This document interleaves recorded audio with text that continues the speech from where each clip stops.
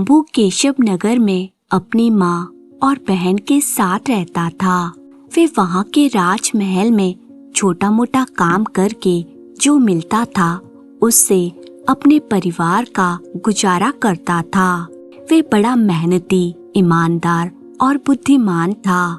उसकी बहन राधा बहुत ही सुंदर और सुशील थी। एक दिन जब वह घर से महल के लिए निकलता है तभी राधा ने कहा, भैया मुझे भी आप अपने साथ महल ले चलिए ना, मैंने कभी राजमहल नहीं देखा। अरे नहीं राधा, वहाँ महाराज की अनुमति के बिना कोई नहीं जा सकता। फिर क्या था, शंभू के मना करते ही राधा मुंह फुलाकर वहाँ से चली जाती है। शंभू जब महल में काम करने जाता था तब अक्सर यह सोचता, काश मैं अपने परिवार को भी ऐसे महल जैसे घर में रख पाता। फिर वो मन ही मन अपने विचारों पर हंसने लगता। मैं भी क्या ख्याली पुलाव पकाने बैठ गया, चलो जल्दी काम खत्म करके घर चलता हूँ। उस नगर के राजा का एक बेटा था जो राजा को अपने प्राणों से भी ज्यादा प्यारा था। नगर के सभी लोग सुखी थे और राजा अपनी प्रजा का बहुत ध्यान रखते थे। एक दिन जब राजा दरबार में बैठे थे तब अचानक से एक गरीब किसान रोता हुआ दरबार में आया। राजा ने उससे पूछा, अरे तुम इतना क्यों रो रहे हो, मुझे तुम्हारी समस्या बताओ। किसान बोला, महाराज कल रात मैं और मेरा परिवार घर के आंगन में सो रहे थे और आज सुबह जब हम जागे तो हमने देखा कि मेरी बेटी गायब थी। मैंने पूरे नगर में उसे ढूंढ लिया लेकिन किसी को मेरी बेटी के बारे में कुछ नहीं पता। राजा ने कहा, ऐसा कैसे हो सकता है, तुम एक बार फिर से देखो, अगर कल तक तुम्हारी बेटी नहीं मिली तो मैं अपने सिपाहियों को तुम्हारी मदद करने का आदेश दूंगा। अब तो हर रोज का ही काम हो गया था। रोज कोई न कोई अपनी बेटी के गुम होने की फरियाद लेकर महाराज के पास आता था। चिंतित होकर राजा ने सोचा, यह तो बड़ी चिंता का विषय हो गया है। पिछले एक सप्ताह से रोज कोई न कोई अपनी बेटी के गुम होने की फरियाद लेकर आता है। मैं आज से ही अपने सिपाहियों को आदेश देता हूँ कि वे नगर के चारों ओर अपना पहरा लगा दें और जो भी नगर की बेटियों को उठाकर ले जा रहा है उसे पकड़ा जाए।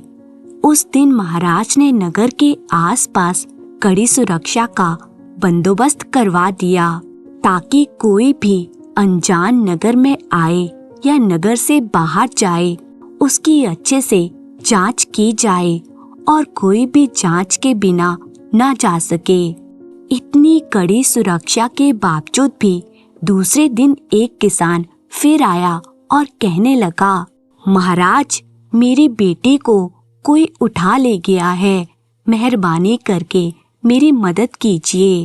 राजा बोले, मैं तुम्हारी परेशानी समझ सकता हूँ, मैं तुम्हारी बेटी को ढूंढने अभी सिपाहियों को भेजता हूँ और आज से नगर की सुरक्षा भी बढ़ा देता हूँ। महाराज ने उसी समय शंभू को बुलाकर कहा, शंभू आज तुम्हें मैं एक बहुत ही जरूरी काम सौंपने जा रहा हूँ। शंभू बोला, आदेश कीजिए महाराज, तुम्हें आज से नगर के बीच रहकर देखना है कि कौन हमारे नगर की शांति भंग कर रहा है।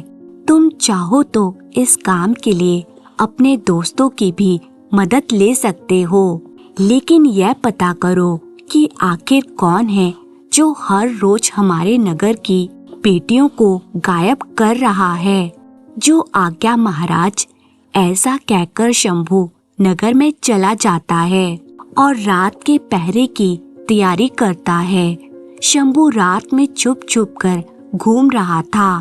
तब अचानक उसने जो देखा वो देखते ही उसका सिर चकरा गया और वे सोचने लगा, अरे मैं कहीं सपना तो नहीं देख रहा। ऐसा बोलकर वे अपने हाथ में अपने आप चींटी काटता है और फिर कहता है, हे भगवान, यह तो सच में कोई भयानक सा प्राणी है, बचाओ भगवान। मुश्किल से होश संभालते हुए उसने देखा कि एक भेड़िया मानव आकाश में मंडरा रहा था। अचानक वे एक घर के पास उतरा और थोड़ी देर में कहीं गायब हो गया। उस भेड़िए मानव के गायब होने के बाद शंभू उस घर में गया जिसमें वो भेड़िया मानव गया था और जाकर उस किसान से पूछा कि क्या उसकी बेटी सुरक्षित है। तो किसान ने देखा कि उसकी बेटी गायब थी। दूसरे दिन शंभू महाराज से मिलने गया और उसने जो कुछ भी देखा वह सब महाराज को बताया। राजा को उसकी बातों पर यकीन नहीं हो रहा था, इसलिए वो कहने लगे, कहीं तुमने सपना तो नहीं देखा? मुझे तो इस बात पर यकीन नहीं हो रहा। ऐसा करो, तुम गांव के लोगों को इकट्ठा करो और पहरा दो, फिर देखो कि वो भेड़िया मानव वहां आता है कि नहीं। ठीक है महाराज, मैं देखता हूँ। दूसरे दिन शंभू ने कुछ और लोगों के साथ मिलकर गांव में पहरा देने का काम शुरू किया। गांव के लोगों में एक दहशत फैल गई थी और वो आपस में कहने लगे, मुझे तो शंभू की बात सुनकर ही डर लगता है, कहीं भेड़िया मानव ने हम पर हमला कर दिया तो। शंभू बोला, अरे हम इतने सारे लोग हैं और हमारे पास हथियार भी हैं, अगर उसने हम पर हमला किया तो हम उसे छोड़ेंगे नहीं। आज तो कुछ भी हो जाए, हम उसे पकड़ कर ही रहेंगे। आधी रात होने को आई थी लेकिन कोई दिखा नहीं। सब लोगों को नींद आने लगी थी। लगता है आज वो भेड़िया मानव इतने सारे लोगों को देखकर वापस चला गया है। इतने में तेज हवाएं चलने लगी और वो भेड़िया मानव गांव वालों के ऊपर चक्कर लगाने लगा। सारे गांव वाले डर के मारे जोर जोर से चिल्लाने लगे और इधर उधर अपनी जान बचाने के लिए भागने लगे। अरे बचाओ कोई मुझे, मेरी तो अभी शादी भी नहीं हुई है, मुझे मरना नहीं है, बचाओ मुझे। अरे गलती हो गई, बच्चे की जान लोगे क्या? चलो जल्दी कहीं छुप जाते हैं। और वो सब लोग जहाँ जगह मिली वहाँ छुप गए। लेकिन शंभू बड़ी बहादुरी दिखाकर उसे पकड़ने की कोशिश करने लगा। रुको, अभी तुम्हें मजा चखाता हूँ। और शंभू ने जब उसका हाथ पकड़ने की कोशिश की तो उसके हाथ में से सोने का कड़ा निकल गया और वे भेड़िया मानव पास के एक घर के पास नीचे उतरा और थोड़ी देर में कहीं अदृश्य हो गया। शंभू ने वे कड़ा उठाया और उसे देखकर वे सोचने लगा, अरे यह तो शाही कड़ा लगता है, ये इसके पास कहाँ से आया? मुझे महाराज को खबर करनी चाहिए। और शंभू तुरंत ही महल में महाराज से मिलने गया। उसे देखकर राजा कहने लगा, अरे शंभू, क्या बात है, इतनी रात गए तुम महल में आए हो, क्या कुछ पता चला? तुम तो बहुत घबराए हुए लगते हो। महाराज आप सुनेंगे तो आपके भी होश उड़ जाएंगे। फिर उसने महाराज को सारी बात बताई और वे सोने का कड़ा दिखाया।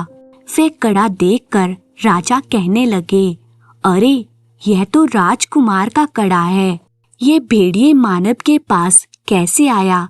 कहीं वे राजकुमार पर तो हमला करने नहीं जा रहा था। अब तो महाराज की चिंता और बढ़ गई। उन्होंने पूरे नगर में ये घोषणा करवाई कि जो कोई भी उस भेड़िए मानव के बारे में पता लगाएगा या उसे पकड़कर लाएगा तो महाराज उसे एक बड़ी हवेली जैसा घर देंगे और उसे और उसके परिवार के लिए आजीवन खाने पीने के लिए धन देंगे। यह घोषणा सुनकर गांव वाले बोले, अरे हवेली और धन का क्या करेंगे जब हमारी जान ही नहीं रहेगी। नहीं भाई नहीं, हमें कुछ नहीं चाहिए। अरे हाँ भाइयों, कल रात तो हमने बड़ी मुश्किल से अपनी जान बचाई थी, अब हम अपनी जान का जोखिम नहीं ले सकते। ऐसा कहकर सब नगरवासी वहां से चले गए। उस रात शंभू की बहन राधा को वह भेड़िया उठाकर ले गया। अब शंभू आग बबूला होकर महाराज के पास गया और कहने लगा, महाराज आप मुझे आज्ञा दें, मैं आज ही वो भेड़िया मानव को ढूंढने जाता हूँ। मुझे सफल होने का आशीर्वाद दीजिए। रात को वे मेरी बहन राधा को भी उठाकर ले गया। राजा ने कहा, शंभू मैं तुम्हारी तकलीफ समझ सकता हूँ। मेरी तरफ से तुम्हें जो मदद चाहिए वह मैं करूँगा, और जैसे ही तुम्हें कोई सूचना मिले मुझे तुरंत खबर करना। शंभू महाराज को प्रणाम करके भेड़िए मानव के बारे में पता लगाने निकल पड़ता है। बहुत चलने के बाद वो एक सुनसान जगह पर आता है। तब आकाश में एक बड़ी सी चील घूमती हुई शंभू के पास जाती है। शंभू उसे देखकर घबरा जाता है। तब वो चील बोली, कौन हो तुम, यहाँ क्यों आए हो? शंभू चौंक कर बोला, क्या तुम बोल सकती हो? चील ने कहा, हाँ, लेकिन तुम कौन हो? मैं शंभू हूँ। और फिर उसने उस भेड़िए मानव के बारे में चील को सब बताया और कहा, क्या तुम मेरी कुछ मदद कर सकती हो? तुम्हें उस भेड़िए मानव के बारे में कुछ पता है? चील ने कहा, अच्छा तो यह बात है। शंभू बोला, तो क्या तुम मेरी मदद करोगी? चील बोली, हाँ, मैं तुम्हें एक साधु महाराज के पास लेकर चलती हूँ। वे तुम्हें तुम्हारी समस्या का उपाय बताएंगे। यह सुनकर शंभू खुश हो जाता है। चील शंभू को अपनी पीठ पर बिठाकर साधु महाराज के आश्रम तक ले जाती है और वहां छोड़ देती है। चील शंभू को बताती है, ये साधु महाराज बड़े तपस्वी और त्रिकाल ज्ञानी भी हैं, लेकिन ध्यान रहे इनकी तपस्या भंग ना हो। चलो अब मैं चलती हूँ। शंभू बोला, तुम्हारा बहुत बहुत धन्यवाद। शंभू उस आश्रम में गया और देखा एक साधु महाराज वहाँ पर तपस्या कर रहे थे। शंभू ने कहा, प्रणाम साधु महाराज, क्या मैं अंदर आ सकता हूँ? साधु महाराज ने अपने नेत्र खोले और इशारे से शंभू को अंदर आने की इजाजत दे दी। शंभू उनके सामने जाकर बैठ गया। थोड़ी देर बाद साधु महाराज ने कहा, बोलो पुत्र, इस जंगल में क्या करने आए हो? शंभू बोला, साधु महाराज, मेरा नाम शंभू है। मेरे नगर के लोग बहुत परेशान हो गए हैं। फिर शंभू ने साधु महाराज को सारी बात बताई। साधु बाबा बोले, ओह, तो यह बात है। उन्होंने आंखें बंद करके ध्यान लगाया और फिर कुछ देर बाद आंखें खोली और कहने लगे, बेटे, ये बड़ी ही गंभीर समस्या है और इस समस्या का हल बहुत ही कठिन है। शंभू बोला, लेकिन ऐसा क्यों? आप मुझे कुछ बताइए तो। साधु महाराज कहने लगे, सुनो, आज से कई वर्षों पहले जब तुम्हारे महाराज जंगल में शिकार करने गए थे, तब उन्होंने एक हिरन के बच्चे को मार दिया था। फिर उस हिरन के जोड़े ने अपने बच्चे के गम में खाना पीना छोड़ दिया और कुछ ही दिनों में उन दोनों ने दम तोड़ दिया। मरते समय उन्होंने राजा को श्राप दिया था कि जब तेरी औलाद होगी और वो जब बड़ी होगी तो भेड़िया मानव बनकर तुम्हारे ही नगर में आतंक फैलाएगी। तब जाकर तुम्हें पता चलेगा कि निर्दोष प्राणियों को शिकार करने का क्या अंजाम मिलता है, और तब हमारी तरह तुम भी अपने पुत्र की मृत्यु के गम में तड़पोगे। शंभू बोला, साधु महाराज, लेकिन महाराज को तो इस श्राप के बारे में कुछ पता ही नहीं है। साधु महाराज बोले, पता कैसे होगा, क्योंकि उन्होंने ये श्राप अपने मरने से पहले दिया था और तब तक तुम्हारे महाराज वहां से चले गए थे। ऐसा कहकर साधु महाराज शंभू को उनके आश्रम से कुछ दूर एक पेड़ के पास लेकर गए और कहने लगे, यह देखो, ये वही जगह है जहाँ महाराज ने उस हिरण के बच्चे को मारा था और यहीं पर उस हिरनी के जोड़े ने मरते समय महाराज को श्राप दिया था। शंभू बोला, साधु बाबा, हमारे महाराज की तरफ से मैं उन निर्दोष प्राणियों के लिए क्षमा मांगता हूँ। उस समय वो बड़ी सी चील उस पेड़ पर बैठी थी और साधु महाराज और शंभू की बातें सुन रही थी। शंभू बोला, लेकिन साधु महाराज, मुझे मेरी बहन और गांव की दूसरी लड़कियों की जान बचानी है। बताइए, मुझे क्या करना होगा? साधु महाराज बोले, उसके लिए तुम्हें बहुत कठिन कार्य करना पड़ेगा। शंभू बोला, आप जो बोलेंगे मैं करने के लिए तैयार हूँ, आदेश दीजिए। साधु महाराज बोले, इसके लिए तुम्हें यहाँ से दूर एक जंगल में खंडर जैसी जगह है, वहाँ जाना होगा, क्योंकि वह भेड़िया मानव सभी लड़कियों को वहीं उठाकर ले जाता है। लेकिन साधु बाबा, मैं वहाँ कैसे जाऊँगा? जैसे तुम यहाँ तक आए हो वैसे ही उस जगह तक भी पहुँच जाओगे। तुम्हें वहाँ छुप कर उस भेड़िए मानव की प्रतीक्षा करनी होगी।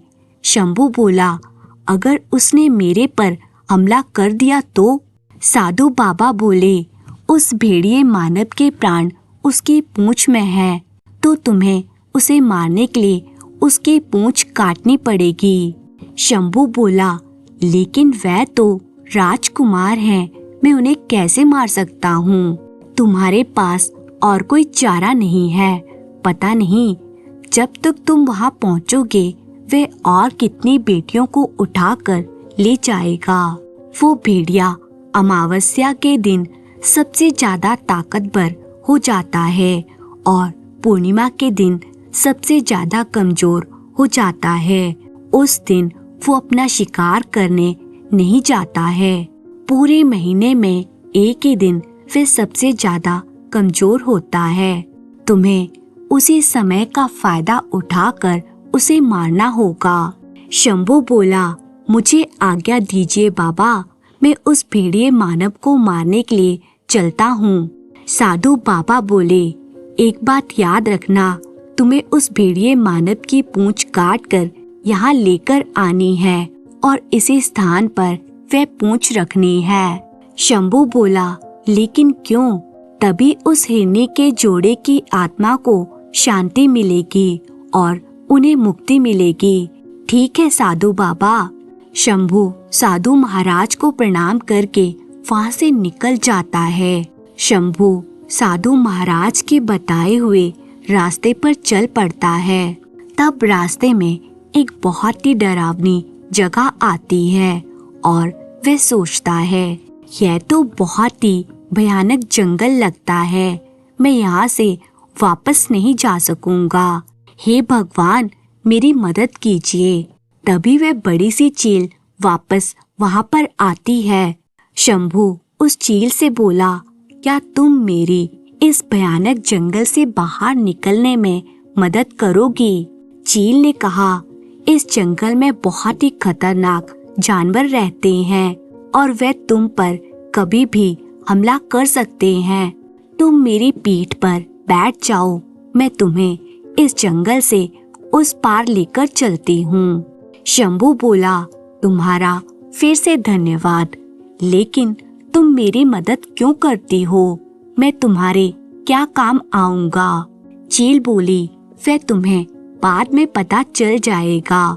फिर वे चील शंभू को अपनी पीठ पर बिठाकर जंगल पार कराने में उसकी सहायता करती है और कहती है, बस अब आगे तुम्हें अकेले ही जाना होगा, क्योंकि ये जंगल यहीं समाप्त होता है। आगे जाने का रास्ता और भी कठिन था। बड़ी मुश्किल से जब शंभू खंडर जैसी जगह पर पहुंचता है और देखता है कि भेड़िया मानव ने उसकी बहन और दूसरी लड़कियों को कैद करके रखा था। उस समय भेड़िया मानव वहां पर नहीं था। शंभू ने अपनी बहन को देखकर कहा, राधा, मैं शंभू हूँ, तुम सब ठीक तो हो ना? राधा ने शंभू को देखा तो कहने लगी, भैया हमें बचा लो, हमें उस भेड़िए मानव से बहुत डर लगता है। लेकिन आपको यहाँ का पता कैसे चला?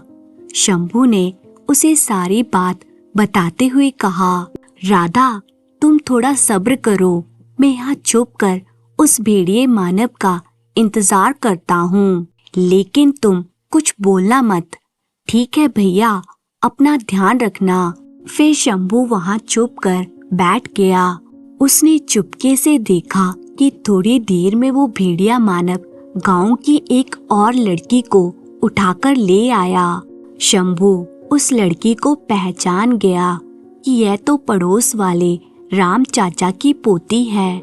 यह भेड़िया दिन में राजकुमार बनकर महल में रहता है और रात को भेड़िया बनकर आतंक मचाता है। आज तो मैं इस भेड़िए को सबक सिखाकर ही रहूंगी। वो पूरी रात वहाँ छुप कर बैठा रहा और दूसरे दिन पूर्णिमा होने का इंतजार करने लगा। दूसरे दिन पूर्णिमा होते ही वो भेड़िया महल में जाने के लिए निकलता है। शंभू उस पर हमला करता है और उसका सर धड़ से अलग कर देता है, लेकिन थोड़ी देर बाद फिर से जुड़ जाता है। ऐसे शंभू और भेड़िया मानव के बीच भयानक युद्ध चलता है। शंभू थक कर गिरने ही वाला था कि अचानक उसे याद आता है, अरे मैं साधु बाबा की बात कैसे भूल गया। यह सोचकर वे तुरंत उठा और दौड़कर रोशनी वाली जगह पर बाहर आ गया और भेड़िए मानव से बोला, अगर हिम्मत है तो मेरे साथ लड़कर दिखा। भेड़िया मानव शंभू के पीछे बाहर आता है, लेकिन चांद की रोशनी में आते ही वो कमजोर हो जाता है और शंभू इसका फायदा उठाकर भेड़िए मानव की पूंछ काट देता है। पूंछ कटते ही वो भेड़िया मानव वहाँ ढेर होकर गिर गया और मर गया। मरते मरते वो वापस राजकुमार के रूप में आ गया और शंभू से बोला, शंभू मुझे माफ कर देना, इसमें मेरा कोई कसूर नहीं है। अच्छा हुआ तुमने मुझे इस शापित जीवन से मुक्ति दे दी। शंभू बोला, मुझे माफ कर दीजिए राजकुमार जी, मुझे साधु बाबा ने आपकी मुक्ति के लिए यही उपाय बताया था। राजकुमार बोला, तुमने जो किया वो अच्छा किया, मैं किसी को मेरी व्यथा कह भी नहीं सकता था। मैं इस दोहरे जीवन से मुक्ति पाना चाहता था। मेरे पिताजी को कहना कि मेरे मरने का दुख ना करें। ऐसा कहकर राजकुमार ने अपने प्राण त्याग दिए। शंभू जल्दी से अपनी बहन राधा और गांव की दूसरी लड़कियों को वहां से छुड़ाता है। राधा ने कहा, भैया आज तुमने हम सबके प्राण बचाए हैं। ये बहुत ही खतरनाक भेड़िया था, तुम जल्दी से हमें यहाँ से ले चलो। शंभू बोला, अब ये मर गया है, तुम सबको अब इससे डरने की कोई आवश्यकता नहीं है। चलो हम सब अपने गांव वापस चलते हैं।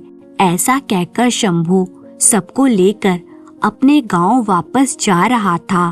तब वे चील वापस आई और बोली, आप सब मेरी पीठ पर बैठ जाओ, मैं तुम्हें इस जंगल से उस पार छोड़ देती हूँ। शंभू बोला, नहीं, पहले हमें वो साधु महाराज के आश्रम से थोड़ी दूर एक पेड़ है, वहाँ ले चलो। चील बोली, ठीक है। राधा ने पूछा, लेकिन भैया हमें वहाँ क्यों जाना है?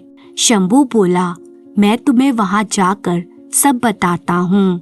शंभू ने साधु बाबा के कहने के अनुसार वह पूंछ उस पेड़ के पास जहाँ वह हिरन के जोड़े ने अंतिम सांस ली थी वहाँ रख दी और हाथ जोड़कर प्रणाम किया और फिर चील से पूछा, लेकिन अब तो बताओ तुम हमारी मदद क्यों कर रही थी? चील बोली, आज मेरा बदला पूर्ण हुआ। मैं वो हिरन के बच्चे की माँ हूँ जिसने अपने बच्चे की मृत्यु का बदला लेने के लिए फिर से जन्म लिया था। इसलिए उस भेड़िया मानव यानी राजकुमार को मारने में मैंने तुम्हारी सहायता की। अब मेरी आत्मा को शांति मिलेगी। ऐसा कहकर वह चील वहाँ से अदृश्य हो गई। शंभू और सभी लड़कियां यह देखकर दंग रह गई। शंभू सभी लड़कियों को नगर वापस लेकर जाता है और सभी लड़कियों को सुरक्षित गांव वापस आते देखकर गांव वाले खुशी से झूम उठते हैं। शंभू सीधा राजा के पास जाता है। राजा शंभू को देखते ही उससे कहने लगे, अच्छा हुआ शंभू तुम आ गए। राजकुमार कल से गायब हैं। कहीं वे भेड़िया मानव मेरे पुत्र को तो उठाकर नहीं ले गया। शंभू राजा को सारी बात बताता है। यह सुनकर राजा के होश उड़ जाते हैं। राजा की तबीयत बिगड़ने लगती है और राजा शंभू से कहता है, शंभू मैं अपने पुत्र के बिना जीवित नहीं रह सकूंगा। मुझे अब जीने का कोई मोह नहीं है। मेरे मरने के बाद तुम इस राजगद्दी पर बैठना और अपने राज्य की सुरक्षा करना। मैं यह सब अब तुम्हें सौंपकर जा रहा हूँ। शंभू बोला, नहीं महाराज, मैं आपको कुछ नहीं होने दूंगा। शंभू और कुछ कहता इससे पहले महाराज अपने प्राण त्याग देते हैं। शंभू महाराज के जाने से बहुत दुखी हो जाता है और रोते हुए खुद से कहता है, मैं हमेशा मेरे परिवार को ऐसे महल जैसे घर में रखना चाहता था, लेकिन मैंने कभी महाराज का बुरा नहीं चाहा था। मैं महाराज की गद्दी पर उनकी तस्वीर रखूंगा और उनको दिया हुआ वचन निभाऊंगा और प्रजा के सुख और सुरक्षा के लिए अपना जीवन समर्पित करूंगा। शंभू ने महाराज और राजकुमार की आत्मा की शांति के लिए पूजा करवाई और गरीबों को दान दिया। थोड़े दिन बाद शंभू राजा के पद पर प्रतिज्ञा लेता है और महाराज को दिया हुआ वचन निभाता है। वे अपनी प्रजा के सुख और सुरक्षा की जिम्मेदारी निभाते हुए एक अच्छे और सच्चे राजा के रूप में अपनी जिम्मेदारी का पालन करता है। उम्मीद है दोस्तों आपको ये कहानी पसंद आई होगी। तो कहानी अगर पसंद आई है तो इसे लाइक कीजिए और अपनी प्यारी प्यारी कमेंट्स करना बिल्कुल नहीं भूलिएगा।